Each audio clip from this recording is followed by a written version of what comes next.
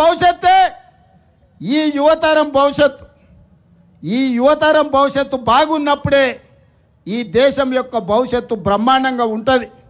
అందుకే ఈనాడు మీ పోరాటానికి పార్టీలకు అతీతంగా ప్రజాస్వామిక వాదులందరూ ఎక్కడున్నా దిక్కులు పిక్కటిల్లేలా మీకు మద్దతు ప్రకటించారు. అందుకే కేంద్ర ప్రభుత్వం దిగొచ్చి ఈనాడు మీకు అండగా నిలబడ్డది. అందుకే మిత్రులారా, ఈరోజు మా మిత్రుడు మహేష్ గౌడ్ గారు చెప్పిండ్రు, ఈనాడు నిరసన తెలపాలంటే జంతర్ మంతర్ నుంచి లోక్సభ రాజ్యసభ దగ్గరికి వెళ్ళాలంటే కేంద్ర ప్రభుత్వం జలిపించిన లాఠీలు, పేల్చిన తూటాలు మీ పోరాట పటిమను దెబ్బ తీయలేదు. కానీ ఈనాడు మా మిత్రుడు మహేష్ గౌడ్ గారు ఒక సూచన చేసిండ్రు.